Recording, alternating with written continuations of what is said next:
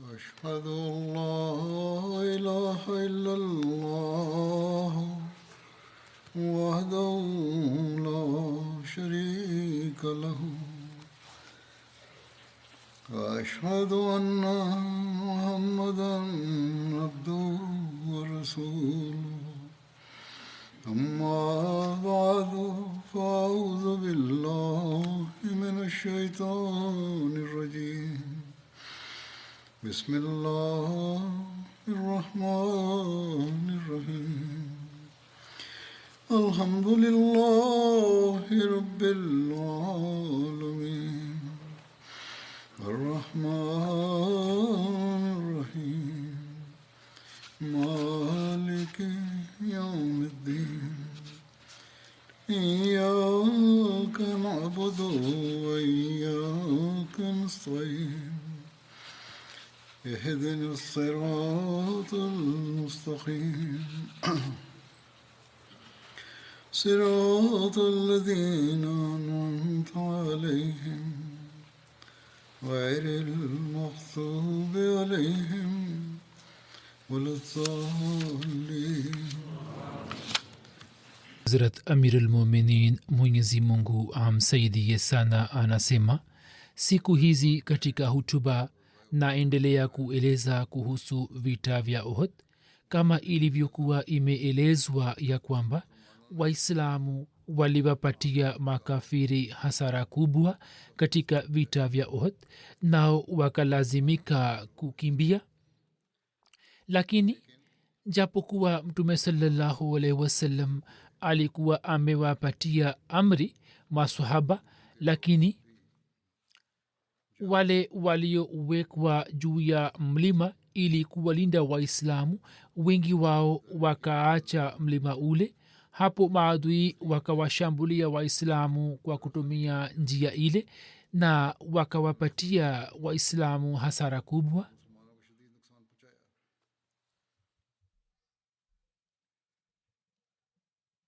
Maelezo yake ni kama yafuatayo, ya kwamba washika bendera wa washirikina walipouawa mmoja baada ya mwingine, na hakuna mtu aliyethubutu kuja karibu na bendera na kuiinua, hapo washirikina wakaanza kutawanika na wakaanza kugeuza mgongo na kukimbia. Kina mama zao pia, ambao muda si mrefu walikuwa wakiimba nyimbo kwa furaha na kwa jaziba, wakatupa dufu zao na wakakimbia upande wa milima. Waislamu walipowaona maadui wakikimbia, wakaanza kuwafuata na wakaanza kukamata silaha zao na mali ya ngawira. Wakati ule ule kikosi cha Waislamu chenye warusha mishale ambao Mtume sallallahu alaihi wasallam akiwaweka juu ya mlima alikuwa amewapatia amri kwamba wasiache mahala pao katika hali yoyote. Wao wakakimbia kutoka huko ili kukusanya mali ya ghanima. Kiongozi wa kikosi hicho hata Abdullah bin Jubair akawakataza kwa nguvu, akiwaambia kwamba wao hawana ruhusa ya kuacha mahala pao, lakini wao hawakukubali jambo lake na wakasema kwamba sasa washirikina wameshindwa, tutafanya nini tukiwa hapa? Na kwa kusema hayo wao wakashuka chini ya mlima na wakaanza kukusanya mali ya ghanima. Japokuwa wengi wao walikuwa wameshaacha mahala pao, lakini amiri wao hata Abdullah bin Jubair na baadhi ya masahaba wakaendelea kusimama kidete juu ya mahala pao, ambao idadi yao ilikuwa chini ya 10.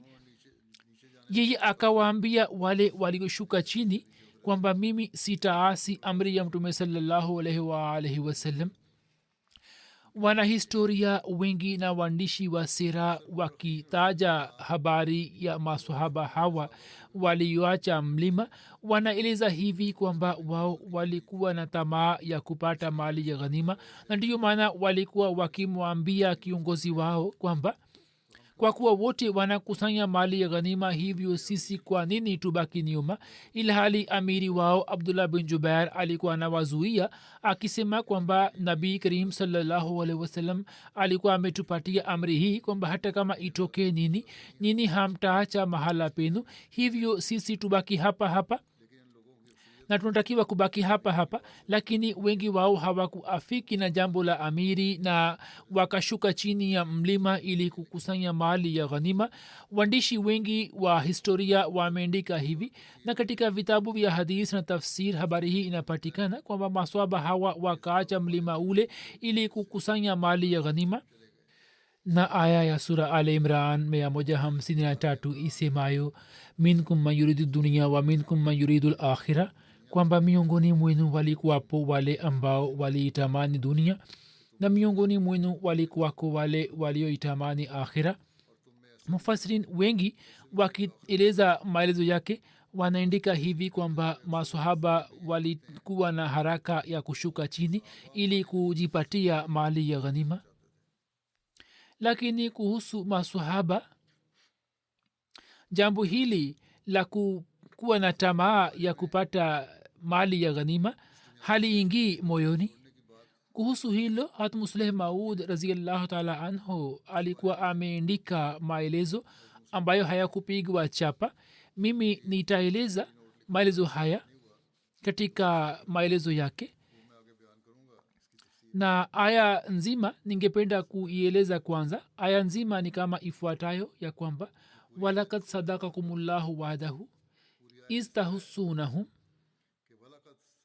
biizni hatta iza fashiltum wa tanazatum fil amri wa asaitum min ba'di ma arakum ma tuhibbun minkum man yuridu dunya wa minkum man yuridu al-akhirah summa sarafakum anhum liyabtaliyakum walaqad afa ankum wallahu zu fadlin ala almu'minin.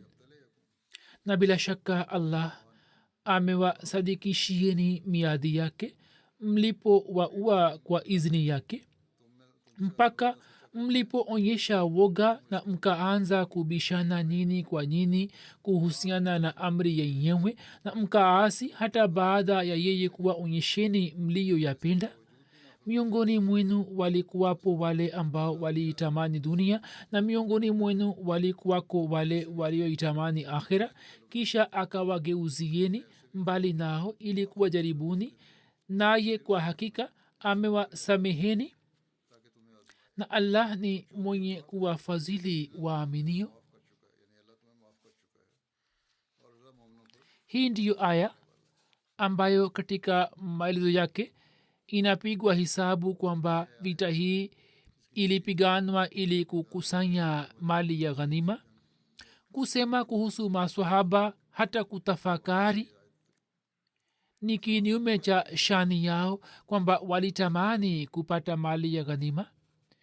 Watu hawa walikuwa wameshajitolea kila kitu chao, familia yao na watoto wao katika miguu ya mtume sallallahu alaihi wa alihi wasallam na kwa ajili ya Mungu wao mpendwa, na pia walikuwa wameshatoa mali zao katika njia yake katika shauku ya kupata shahada. Kama ilivyoelezwa katika matukio, watu hawa walitaka kutoka nje ili kupigana na maadui, na vita hizi hazikupiganwa ili kujipatia mali ya ghanima. Hiyo ni shutuma juu ya Waislamu, isipokuwa katika hali ya kupata ushindi. Kupata mali ya ghanima kunaweza kuwa jambo la ziada tu, lakini haliwezi kuwa shabaha na maksudio ya maswahaba kwamba wapate mali ya ghanima. Kwa vyote vile katika historia ya Islam na wakieleza sera tukufu ya mtume sallallahu alaihi wasallam, wanahistoria au waandishi wa sera au muhaddisin au mufassirin, inaonekana kwamba watu hawa wamekosea, na kwa msingi wa riwaya fulani tu watu hawa katika tabia yao au wakiwa na yakini kwamba riwaya hiyo itakuwa sahihi wameeleza hivi kwamba masahaba walikuwa wameshuka chini ya mlima ili kujipatia mali ya ghanima na watu hawa hawakuweza kuhisi jambo hili kwamba kutokana na athari na matukio jambo hili kwa kiasi gani linaweza kuwa na madhara makubwa na jambo hili linaweza kuwa kinyume cha dhati tukufu ya mtume salallahu alaihi wasallam au kwa kiasi gani linaweza kuwa kinyume cha shani ya masahaba rizwanullah alaihim ajmain kwa vyote vile kwa kuona jaziba ya masahaba ya kujitolea jambo hili hatuwezi kuwa na yakini juu yake na ni vigumu kuwa na yakini juu yake kwamba masahaba walikuwa na tamaa ya kupata mali ya ghanima na ndiyo maana walitaka kuacha mlima ule inaonekana ya kwamba masahaba walipoona ya kuwa waislamu wamepata ushindi na wao wanawakimbiza maadui na wanawafuata hapo masahaba hawa waliokuwa juu ya mlima ili kushiriki katika furaha yao wakashikwa na hisia na kwa ajili ya kushiriki katika vita ile wakachukua hatua hiyo huenda watakuwa wanafikiri ya kwamba ndugu zetu wengine wanapigana vita na sisi tumesimama hapa hivyo shauku ya kushiriki katika jihadi ikachangamka kwamba ushindi umeshapatikana hivyo sisi pia tushiriki katika jihadi hiyo kabla ya siku kwisha na tusherehekee furaha ya ushindi lakini amiri wao hat abdullah bin jubair ambaye alikuwa na busara zaidi jicho lake lilikuwa juu ya amri hii ya mtume salallahu alaihi wasallam kwamba hata kama itokee nini msiache mahala hapa na huo ulikuwa uamuzi wake uliokuwa sahihi kwamba hata kama itokee nini hatutakiwi kuacha mlima huo kama nilivyokuwa nimesema kwamba katika maelezo ya hatmusleh maud yasiyopigwa chapa yanapatikana maelezo ya aya hiyo na yeye ameandika kwamba minkum man yuridu dunia hapo maana ya dunia si mali ya ghanima bali maana yake ni kitu chenye dunia na maana ya akhira ni matokeo ya mwisho kufikiri na kuwaza kwamba masahaba walikuwa wamefikiri kwamba sisi hatutapata mali ya ghanima ni kinyume cha tukio lenyewe kwani katika vita vya badar watu walikuwa wamepatiwa ghanima ambao kwa sababu ya uzuru wao wa kihalali hawakuweza kushiriki katika vita vya badar hivyo wazo hili si sahihi na jambo la msingi ni kwamba masahaba walitamani kwamba sisi pia tushiriki katika vita hii hata hilo pia lilikuwa wazo la kidunia kwamba sisi tushiriki katika vita na tuwaue makafiri anasema kwamba nini mlikuwa na wazo kwamba sisi tusibaki nyuma hata hilo pia ni wazo la kidunia na hili ni wazo la kidunia kwani kupigana vita si jambo kubwa bali yani kutokutii amri ya mtume salallahu alaihi wasallam linakuwa wazo la kidunia kazi yenu ilikuwa ni kutii amri ya mtume salallahu alaihi wasallam tu kwani kutokufuata au kutokutii amri ya mtume salallahu alaihi wasallam hata kama vita inapiganwa kwa ajili ya dini lakini mtume amewakataza na akawapa kazi nyingine sasa kuitii amri yake ni dini halisi kisha muslimud anasema kwamba wa minkum man yuridu lakhira yani kiongozi wenu na wenzake walitamani akhira yani mbele ya macho yao kulikuwa na matokeo yake walikuwa wakielewa kwamba matokeo yake hayatakuwa mazuri ye alikuwa anaona matokeo ya uasi na wenzake pia walikuwa wanamuona kiongozi wao kwamba ni juu ya haki yani kiongozi wao na watu walioafiki na jambo lake walikuwa wanaona matokeo ya mwisho na walikuwa wanaona kwamba kutii amri ya mtume saa salam ni muhimu zaidi kuliko kushiriki katika vita lakini kinyume chake jicho lenu lilikuwa juu ya mambo mengine muslimu anasema kwamba maana hiyo inaendana na shani ya masahaba ambayo inadhihiri kwa kupitia matendo yao na kujitolea kwao. Khalifsi rabi rahimahullahu taala akieleza maelezo haya hat musleh maud amefafanua ya kwamba wao walitaka dunia na kiongozi wa kikosi hat abdullah bin jubair alitaka akhira. khalifa msirabi rahimahullahu taala anasema kwamba hat musleh maud raziallahu taala anhu ameeleza mada hii katika maelezo yake.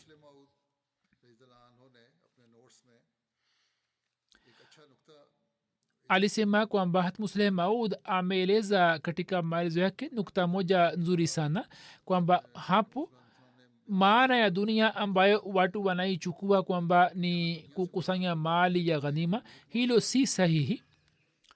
wao walikuwa wakiona ushindi wa wakati, na maana ya dunia ndiyo hii kwamba jambo ambalo limekusha zihiri jicho lao lilikuwa juu yake, na abdullah bin jubair raziallahu taala anhu jicho lake lilikuwa juu ya akhira, kwamba yeye alikuwa anaona ufaulu mkubwa katika kupata ridhaa ya mtume salallahu alaihi waalihi wasallam, na ye alikuwa anataka kwamba mtume saa salam na mwenyezi mungu wamrizie, na vitu ambavyo vinaonekana kwa wakati havina maana wala uhakika, na wema wetu halisi ni kupata ridhaa yao.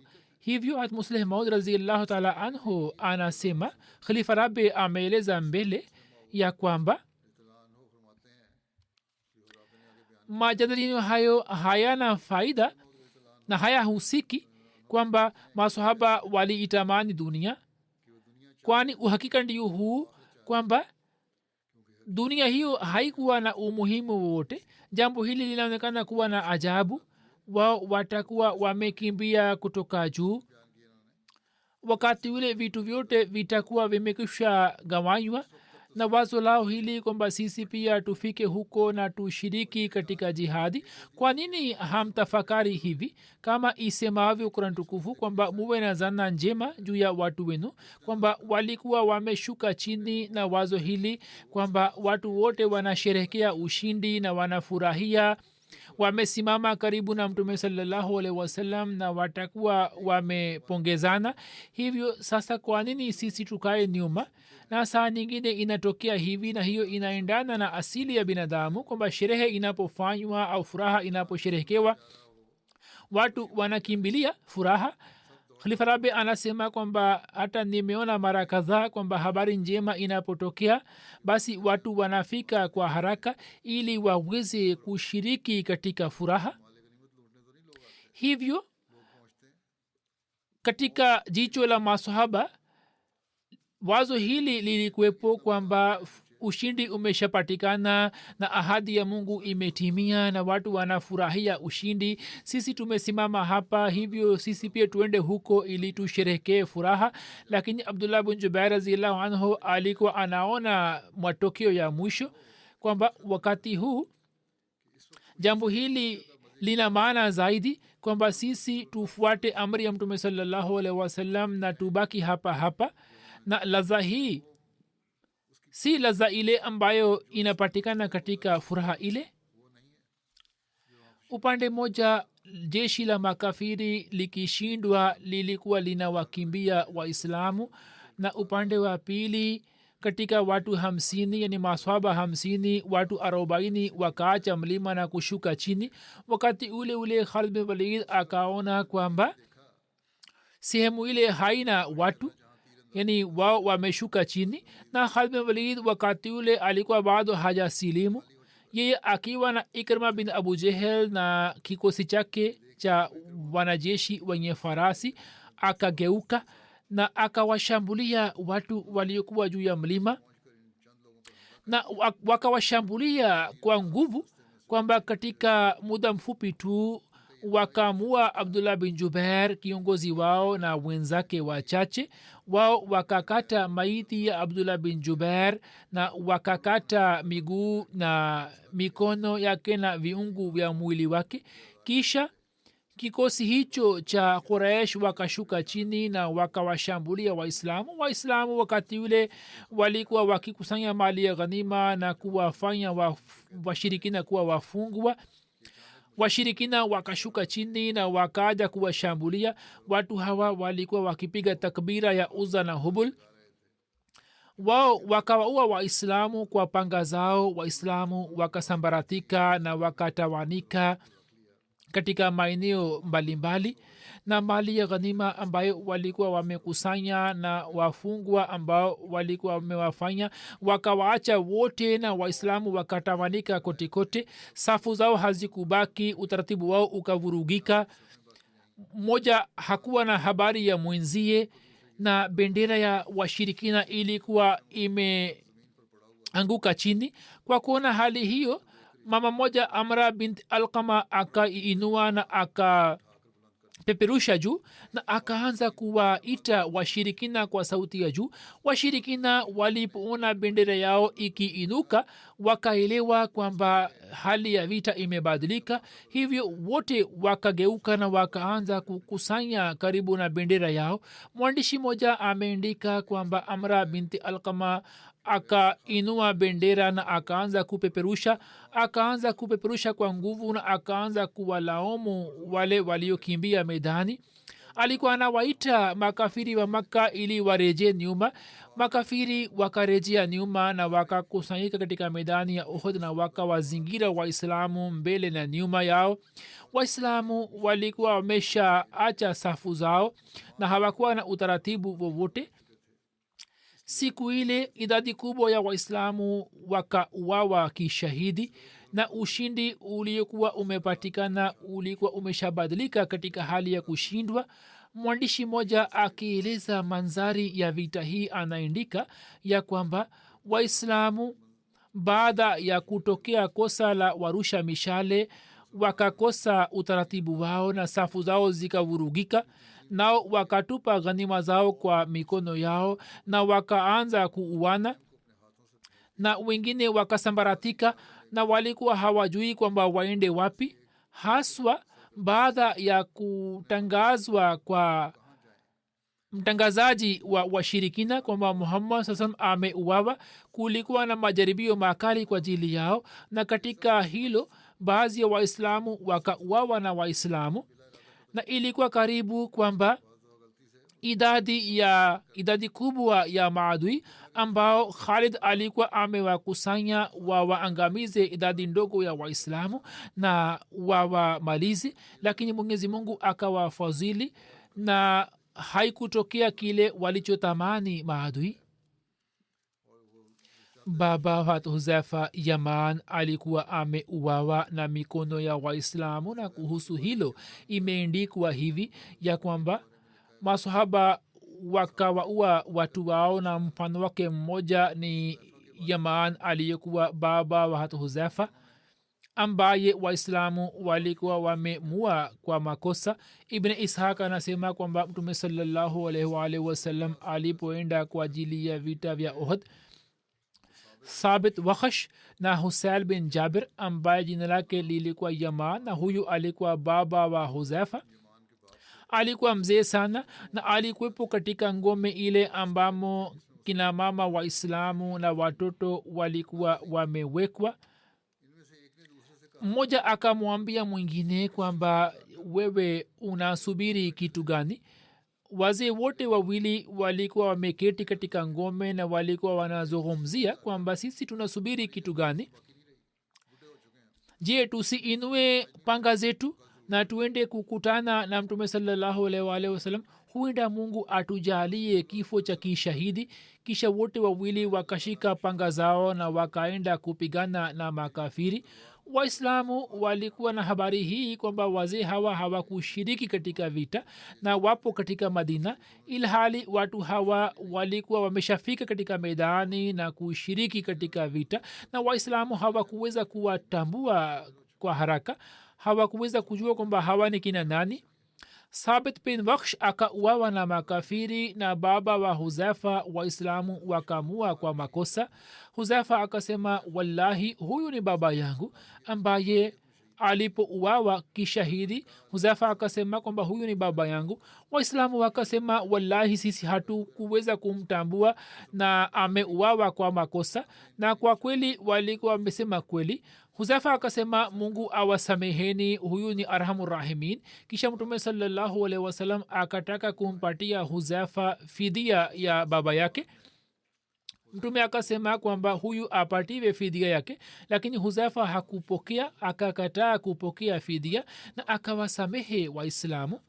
hapo heshima ya huzafa ikaongezeka kwa mwenyezi mungu na mtume sallallahu alaihi wasallam na kwa waislamu. katika vita hii hata hamza pia alikuwa ameuawa kishahidi. tukio lake linapatikana hivi, imesimuliwa na umair bin ishaq ya kwamba siku ya uhud hamza bin abdul mutalib akiwa mbele ya mtume sallallahu alaihi wasallam alikuwa anapigana vita kwa panga zake mbili, na alikuwa anasema kwamba mimi ni asdullah, yani simba wa mungu. akisema hayo mara alikuwa anakwenda mbele na mara alikuwa anarejea nyuma. alikuwa na hali hiyo hiyo ndipo akaanguka chini. hapo washi aswad akamwona. abu sama anasema kwamba aswad akampiga mkuki na akamua.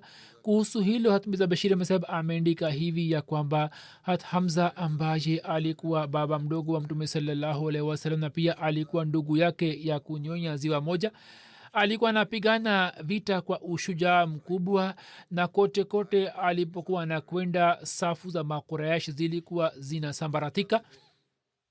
lakini maadui pia walikuwa wamemlenga, na jubair bin mutam alikuwa amemleta mtumwa wake mhabeshi aswad akimpatia ahadi ya kumpatia uhuru. alikuwa amemleta pamoja naye kwamba hata kama itokee nini yeye aamue hamza ambaye alikuwa amemua baba yake mdogo tuama bin adi siku ya badr, na atimize kisasi chake. washi akajificha sehemu moja na akaanza kusubiri muda mwafaka.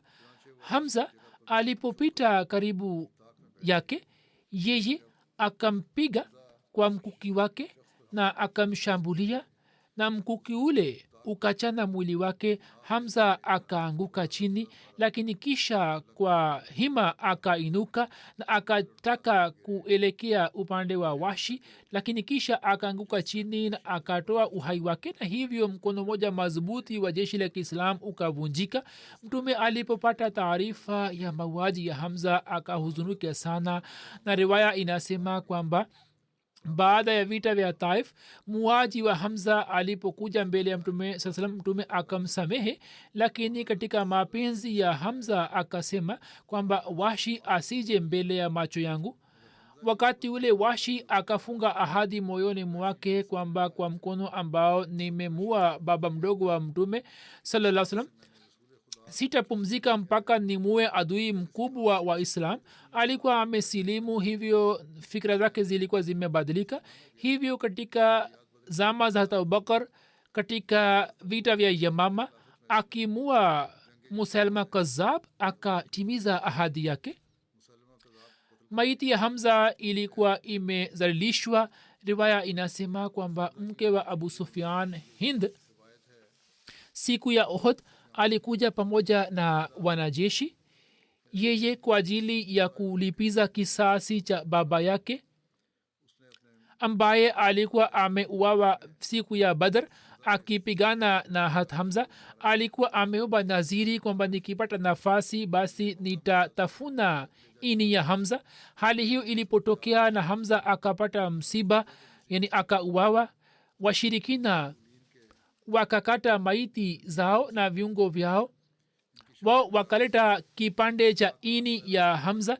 hind akaendelea kuitafuna ili ameze, lakini hakuweza kuimeza na akaitupa. tukio hilo mtume alipojua, mtume akasema kwamba mwenyezi mungu ameharamisha juu ya moto kwamba uvunje chochote kutoka nyama ya hamza.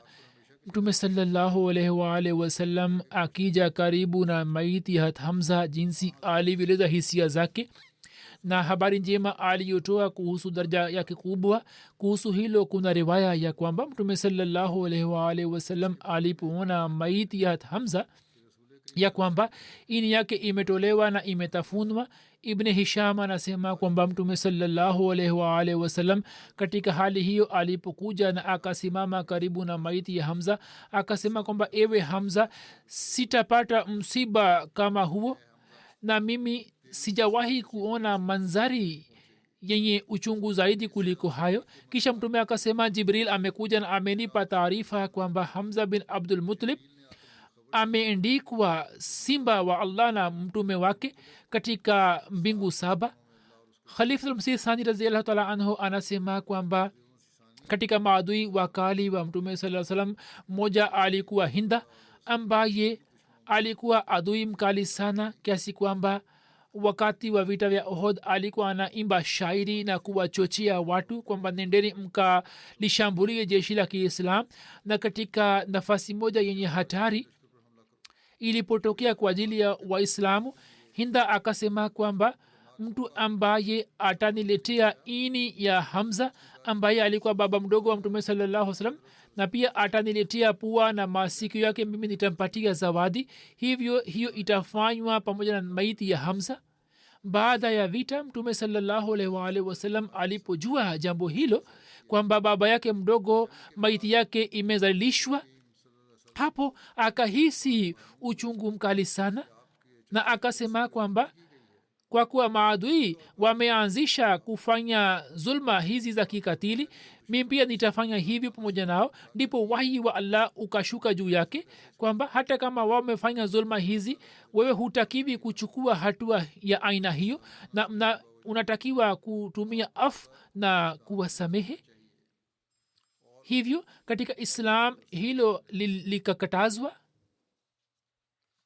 hapo kuna tukio jingine limeendikwa la dada yake hat hamza, jinsi alivyoonyesha subira na utii na mfano wake.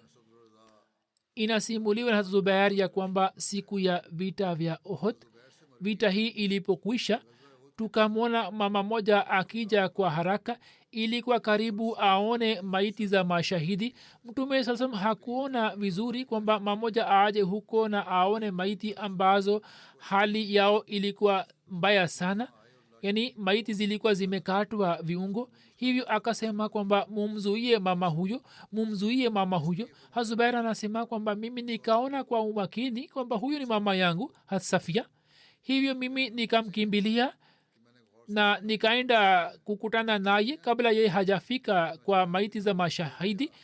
yeye akaniona na akanisukuma nyuma kwa mkono wake. alikuwa mama madhubuti, akasema kwamba sogea nyuma, mimi sitakubali jambo lako lolote. mimi nikasema kwamba nabii sallallahu alaihi wasallam ameniamrisha kwamba nikuzuie ili usione maiti hizi. yeye kwa kusikia hayo akasimama na akatoa vitambaa viwili alivyokuwa nayo na akasema kwamba hivi ni vitambaa viwili ambavyo nimeleta kwa ajili ya ndugu yangu hamza. nimeshapata taarifa ya kifo chake. yeye hakukubali jambo la mwana wake, lakini alipojua kuhusu amri ya mtume sallallahu alaihi wasallam basi akaonyesha utii mara moja na akasimama. aliposikia jina la mtume sallallahu alaihi wasallam basi japokuwa alikuwa na ghamu na huzuni, lakini akaonyesha utii wa hali ya juu. kisha akamwambia kijana wake kwamba mwambie mtume salallahu alaihi waalihi wasallam kwamba mimi nimesimama tu, sitaenda kule, lakini umwambie mtume kwamba nimeshajua tayari kwamba ndugu yangu hamza amesha uwawa shahidi na makafiri wamekata viungu vya maiti yake. mimi nataka kuona maiti yake tu na nafanya ahadi kwamba sitaomboleza, sitapiga kelele, nitafanya subira. hivyo zubair alipomwambia mtume saa salam akasema kwamba haya, mwachi aende akaone maiti ya ndugu yake. ye akaenda kuketi karibu na maiti ya ndugu yake, na kwa kumwona ndugu yake shujaa machozi yakaanza kutirika machoni mwake, lakini hakuweza kunena jambo lolote au neno lolote. sawa na riwaya moja mtume pia akaja karibu naye na akaketi karibu yake na machozi yakaanza kudondoka kutoka macho yake. dada huyo shujaa kwa muda akaendelea kutirisha machozi yake na kisha akainuka na akamwambia kijana wake kwamba nimeleta shuka hizi mbili kwa ajili ya ndugu yangu, nilikuwa nimepata taarifa ya kifo chake, hivyo nikaleta shuka hizi, nini mumzike katika shuka hizi. Msimuliaji anasema kwamba tulipotaka kumzika Hamza katika vitambaa hivi, yani katika sanda hiyo, tukaona kwamba answari moja alikuwa ameuawa na alikuwa karibu yake na maiti yake pia ilikuwa imekatwa. Sisi tukahisi majuto kwamba tumziki Hamza katika shuka mbili na answari asipate sanda yoyote, hivyo tukaamua kwamba kwenye kitamba kimoja tumzike Hamza na kingine tumzike sahaba answari. Tulipopiga hisabu tukajua kwamba mmoja ni mrefu kuliko mwingine. Hapo tukapiga kura na tukawazika katika vitambaa sawa na kupiga kura. Khalifa al-Masih al-Awwal anasema kwamba Hamza akiona jeshi la makafiri likisambaratika akaingia katikati yao kana kwamba waislamu walikuwa wameshapata ushindi. Hapo watu wa Abdullah bin Jubair wakiasi amri ya Mtume sallallahu alaihi wasallam wakaacha mlima ule na wakashuka chini. Maadui walipoona mlima hauna watu wakaja kuwashambulia majeshi ya Kiislam kutoka nyuma yao. Vita ikapamba moto. Hat Amir Hamza na Abdullah bin Jubair wakauawa shahidi. Hat Ali na hat Umar na hat As-Siddiq radhiyallahu anhum pia wakajeruhiwa. Hind binti Utba mke wa Abu Sufyan akatafuna ini ya Amir Hamza na pia akakata maiti za Waislamu, yani pua na masikio, na akatengeneza mikuki yake. Kwa kuona hali hiyo jinsi ilivyofanywa na maiti za mashahidi, Waislamu wakashikwa na hasira kali. Hata Mtume sallallahu alaihi wasallam pia akashikwa na hisia na akashikwa na ghadhabu, mpaka akatoa amri kwamba mkipata ushindi nini pia mutendee maiti za makafiri kama walivyotutendea. Hivyo kwa kumwona maiti ya baba yake mdogo Amir Hamza akasema, la umassilanna bisabina minhum makanaka, yani kwenye kisasi chako nitaua maiti za watu wao 70. Lakini rehema ya kiasili ikashinda ghadhabu ya kibinadamu na aya hiyo ikashuka kwamba wa in aqabtum faaqibu bimithli ma uqibtum bih wala in sabartum lahuwa khairul lisabirin. Katika muda huu na kwenye hali hiyo, subira hiyo, subhanallah, ni kweli wama arsalnaka illa rahmatan lilalamin.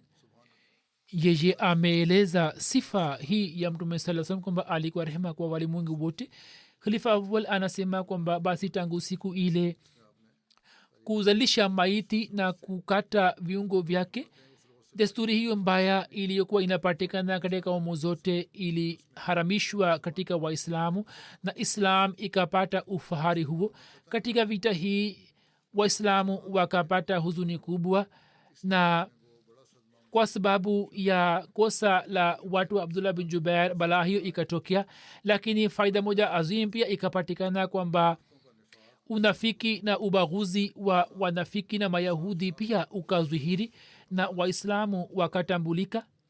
Muslim Maud anasema kwamba katika maadui wakali wa Mtume sasa moja alikuwa Hinda. Hinda ni neno la Kiurdu na Kiaswahili ni Hind, jina la yenyewe ni Hind, ambaye alikuwa adui mkali sana kiasi kwamba katika vita vya Uhud alikuwa anaimba shairi na kuwachochea watu kwamba nendeni mkalishambulia jeshi la Kiislam. Katika nafasi moja yenye hatari iliyotokea kwa ajili ya Waislamu, Hind akasema kwamba mtu ambaye ataniletea ini ya Hamza ambaye alikuwa baba mdogo wa Mtume sallallahu alaihi wasallam na pia ataniletea pua na masikio yake, mimi nitampatia zawadi. Hivyo maiti ya Hamza ikafanywa hivi. Baada ya vita, Mtume sallallahu alaihi wasallam alipojua jambo hilo kwamba baba yake mdogo amezalishwa hivi, hapo akapata machungu makubwa na akasema kwamba kwa kuwa maadui wameanzisha zulma hizi za kikatili, mimi pia nitafanya hivyo. Ndipo wahi ukashuka kutoka kwa Allah kwamba hata kama wamefanya zulma hutakiwi kuchukua hatua ya aina hiyo. na unatakiwa kutumia afu na kuwasamehe. Huzur amesema maelezo ya vita nitaeleza katika siku za usoni.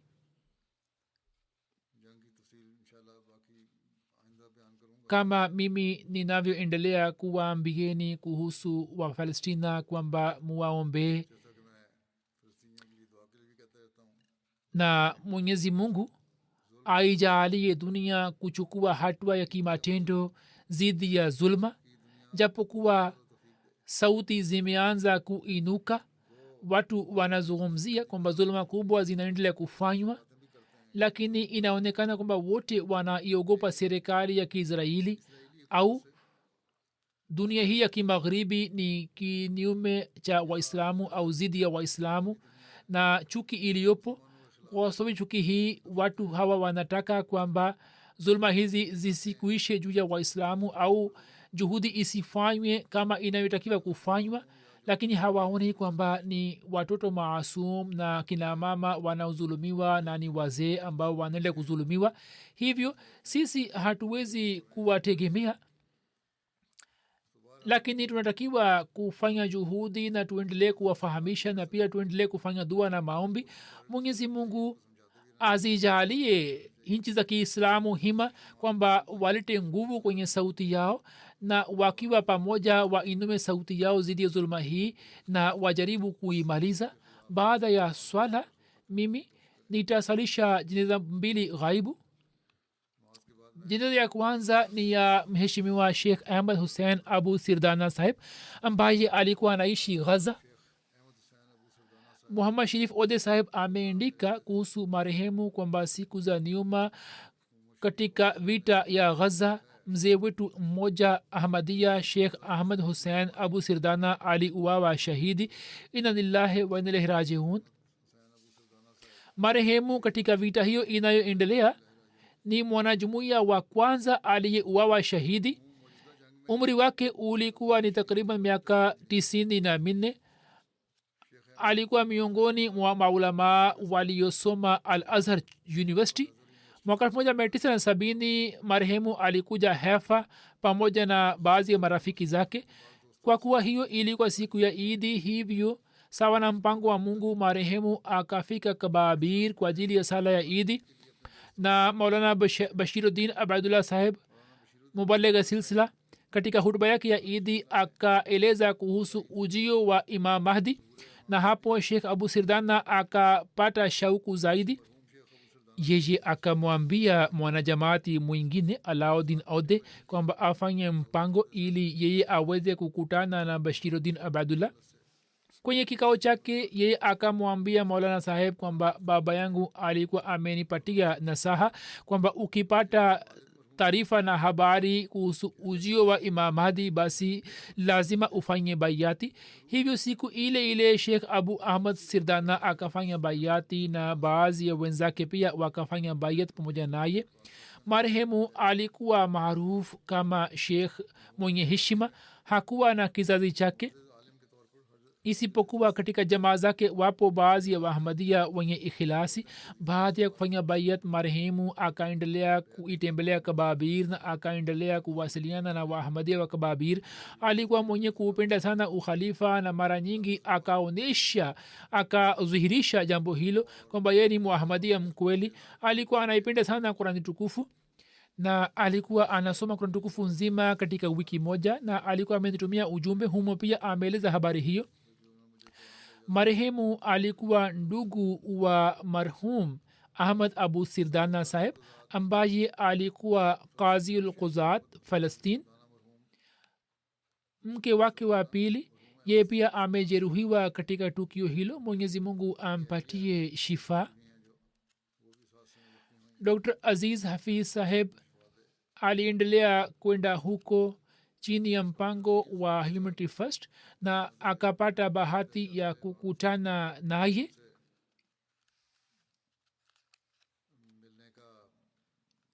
Yeye yani Dr. Aziz Hafiz sahib anasema kwamba nilipoenda kukutana naye yeye akajaribu kuinuka ili kuonesha heshima kwangu. Nikasema kwamba usisimame.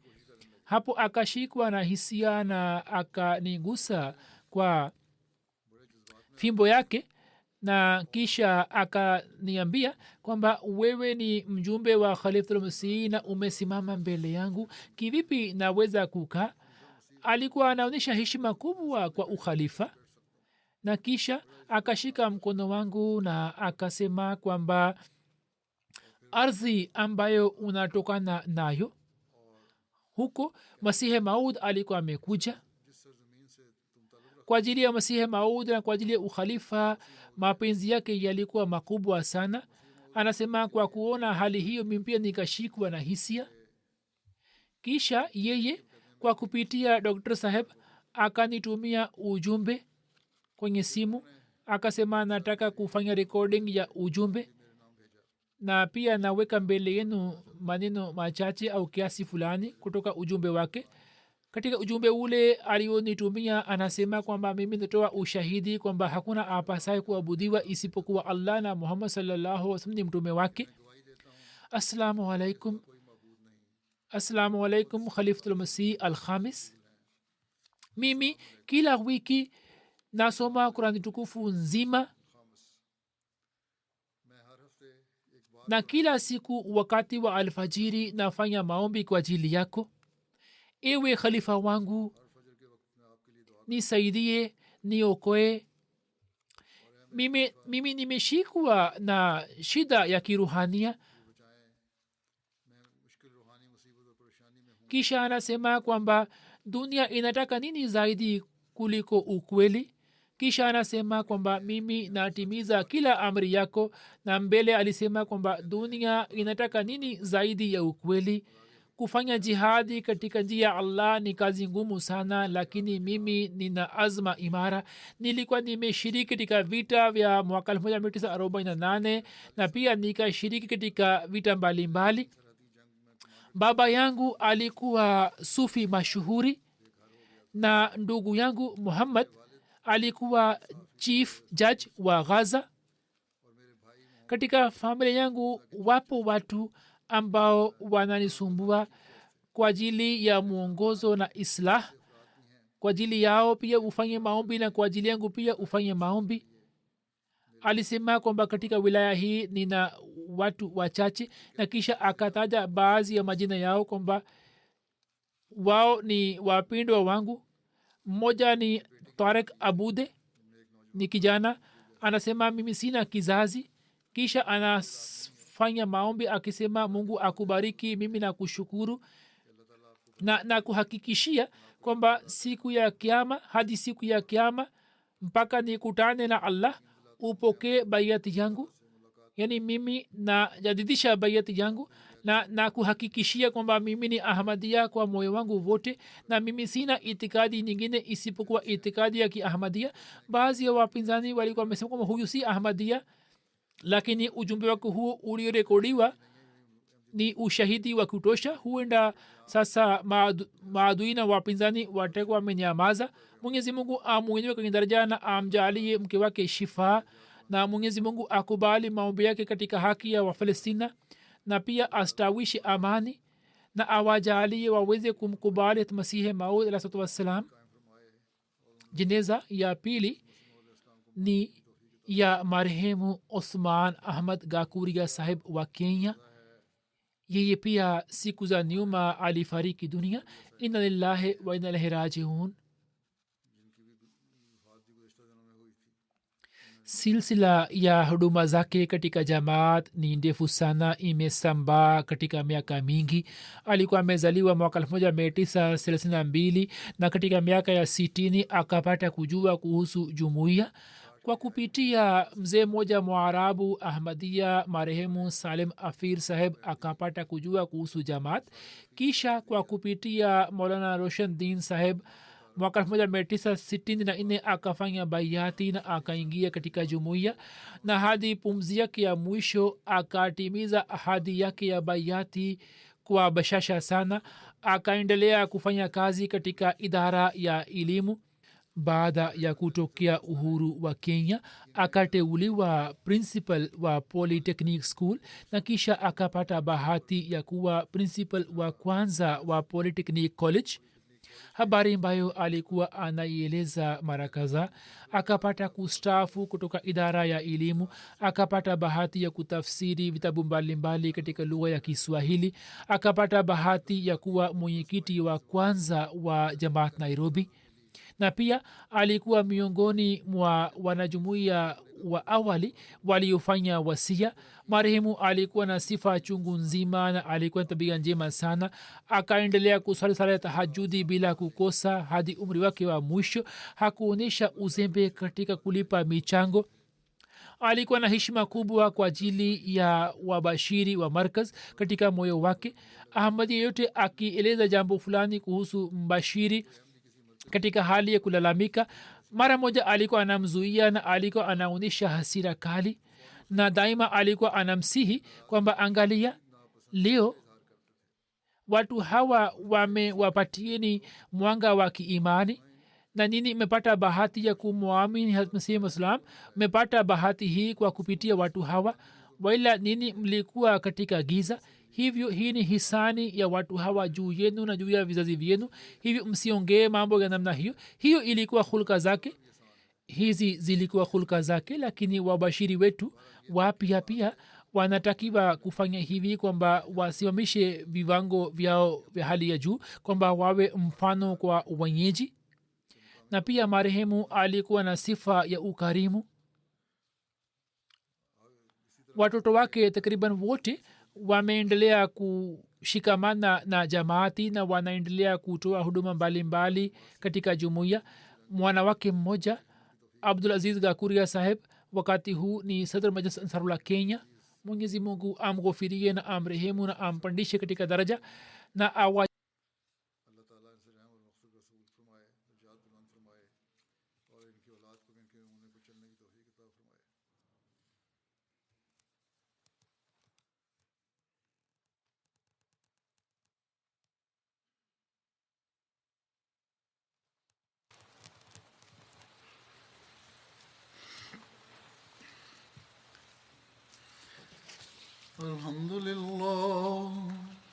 الحمد لله نحمده ونستعينه ونستغفره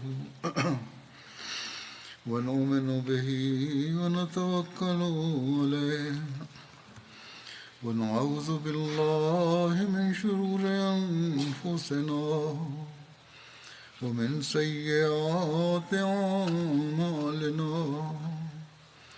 من يهده الله فلا مضل له ومن يضلل فلا هادي له. ونشهد أن لا إله إلا الله ونشهد أن محمدا عبده ورسوله. عباد الله رحمكم الله، إن الله يأمر بالعدل والإحسان وإيتاء ذي القربى وينهى عن الفحشاء والمنكر والبغي يعظكم لعلكم تذكرون. اذكروا الله يذكركم وادعوه يستجب لكم ولذكر الله أكبر.